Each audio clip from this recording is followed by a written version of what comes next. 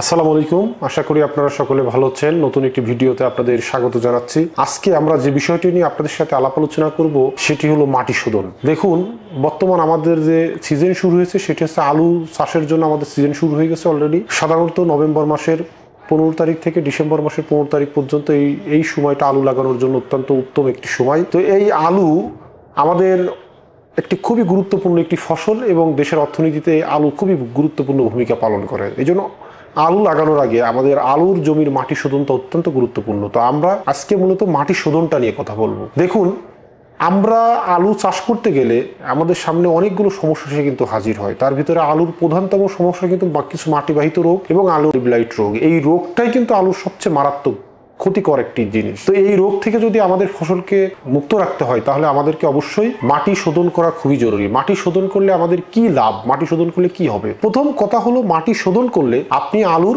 মাটিবাহিত যে রোগগুলো আছে, যেমন আলুর দাউদ রোগ বা দাঁত রোগ, এই দাঁত রোগটা বা স্ক্যাব রোগটা অত্যন্ত খারাপ একটি রোগ। যখন আলু তোলা হয় আলুর গায়ে এই দাগ রোগটা দেখা দেয়। এই দাঁত রোগের কারণে আলুর বাজার দর একেবারেই কমে যায়। এটার কোনো বাজার দর থাকে না। এটা আলু প্রোডাকশন হলেও আলুর বাজার দর একেবারে থাকে না। দ্বিতীয়টা হলো আলুর স্টেম ক্যাঙ্কার রোগ। এই রোগটা কি করে? এই রোগটা আপনার গাছের গোড়াতে আক্রমণ করে, যেখান থেকে আলু টিউবারটা মানে আলুর যেখান থেকে চারাটা গজায়, এই গাছের মাটি থেকে একদম আলু পর্যন্ত এই যে কাণ্ডটা, এই মাটির ভিতরের কাণ্ডতে আপনার কালো কালো স্পট পড়ে আলু গাছটা মারা যায়। এই দুইটা রোগ কিন্তু আলুর বীজবাহিত রোগ এবং মাটিবাহিত রোগ। এই রোগের আক্রমণের ফলে আলুর ফলন মারাত্মক হারে কমে যেতে পারে এবং দাঁত রোগ হওয়ার ফলে বা স্ক্যাব হওয়ার ফলে আলুর বাজার দর একেবারেই পড়ে যেতে পারে। তো এই রোগ থেকে আমরা যদি মাটি শোধন করি তাহলে কিন্তু এই রোগ থেকে আমরা মুক্তি পাওয়া সম্ভব। দ্বিতীয় কি করে? মাটি শোধন করলে মাটির গঠন পুনঃ উন্নত করে মাটির উর্বরা শক্তি বৃদ্ধি হয়। পাশাপাশি কি হয়? মাটিতে আপনি যে রাসায়নিক সার প্রয়োগ করে থাকেন, এই রাসায়নিক সারকে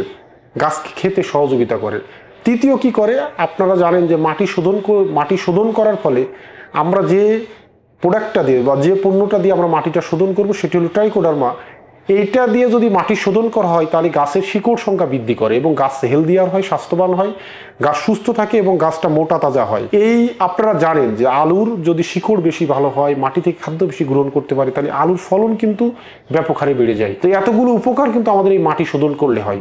পাশাপাশি কি হয়? মাটিতে যে উপকারী অণুজীব আছে, এই উপকারী অণুজীবের সংখ্যা বেড়ে যায় এবং ক্ষতিকর অণুজীবের পরিমাণ কমায় দেয়। এর ফলে আলুর মানে যে মাটির নিচে যে পরিবেশটা, এটা সুন্দর হয়। এর ফলে সর্বোপরি ফলন বৃদ্ধি হয় এবং আলুর চেহারাটাও কিন্তু সুন্দর হয়। তো এই মাটিটা আমরা কিভাবে শোধন করব? প্রথম কথা হলো, এই মাটি শোধনে পিআইএল কোম্পানি বাজারে একটি সুন্দর সমাধান নিয়ে এসেছে, সেটি হলো বায়োলিড। বায়োলিডটা কি? বায়োলিডটা হলো এক ধরনের জৈব ছত্রাকনাশক, যেটা মাটি শোধন করে ফলন বৃদ্ধির সেরা সমাধান।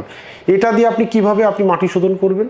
দেখেন, আমরা আলু চাষ করতে গেলে প্রথমে শেষ চাষে আমরা যে জৈব সার প্রয়োগ করে থাকি, এই জৈব সারের সাথে 33% বিঘার জন্য 1/2 কেজি বায়োলিড পাউডার 100 থেকে 200 কেজি জৈব সারের সাথে মিক্সার করে আমরা শেষ চাষে ছিটাই দিতে পারি। অথবা আপনি যে কোনোভাবে এই ট্রাইকোডার্মা পাউডারটা আপনি যদি মাটিতে ছিটাই দেন তাহলে আপনার মাটিটা শোধন হয়ে যাবে। এই মাটি শোধন করার পরে তারপরে আপনি আপনার পরিমাণ মতো সার দিয়ে আপনি মাটিতে আলুর বীজটা আপনি রোপণ করেন।